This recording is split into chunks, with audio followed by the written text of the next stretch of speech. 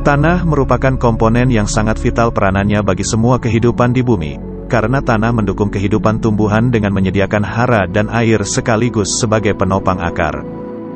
Sebelum kita lanjut, bagi kalian yang belum subscribe, silakan subscribe dulu, dan nyalakan loncengnya agar kalian nggak ketinggalan video terbaru dari channel ini. Tanah berasal dari pelapukan batuan dengan bantuan organisme, membentuk tubuh unik yang menutupi batuan. Proses pembentukan tanah dikenal sebagai pedogenesis. Proses yang unik ini membentuk tanah sebagai tubuh alam yang terdiri atas lapisan-lapisan atau disebut sebagai horizon tanah.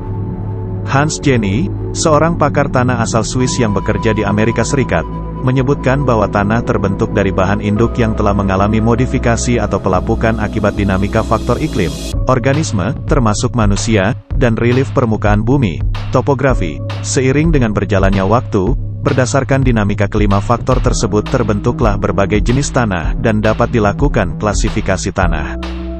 Tanah terbentuk dari batuan dan batuan memerlukan waktu jutaan tahun untuk berubah menjadi tanah. Batuan menjadi tanah karena pelapukan, yaitu proses hancurnya batuan menjadi tanah. Batuan dapat mengalami pelapukan karena berbagai faktor, di antaranya cuaca dan kegiatan makhluk hidup. Pelapukan yang disebabkan oleh faktor cuaca ini disebut pelapukan fisika.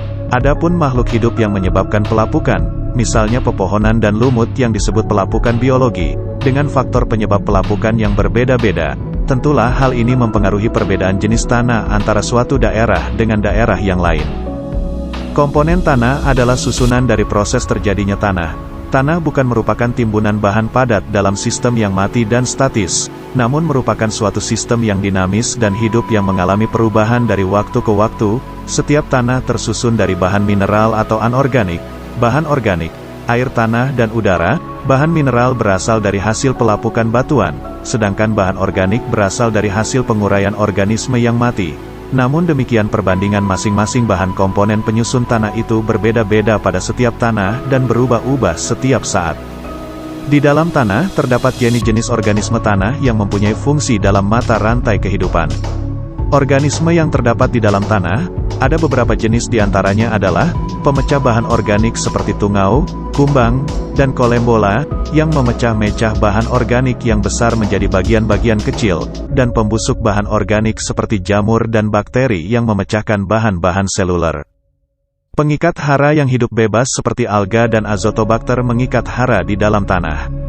Pembangun struktur tanah seperti akar tanaman, cacing tanah, ulat-ulat, dan jamur. Semuanya membantu mengikat partikel-partikel tanah sehingga struktur tanah menjadi stabil dan tahan terhadap erosi. Manfaat tanah bagi kehidupan manusia antara lain tanah sebagai lahan, bahan baku industri dan sumber energi. Pencemaran tanah terjadi akibat masuknya benda asing, misalnya senyawa kimia buatan manusia, ke tanah dan mengubah suasana atau lingkungan asli tanah sehingga terjadi penurunan kualitas tanah.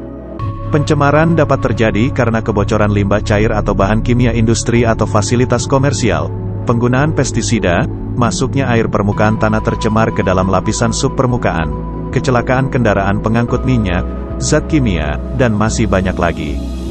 Itulah pembahasan kita hari ini tentang tanah. Semoga bermanfaat, dan mari kita jaga sama-sama bumi kita yang sudah tua ini.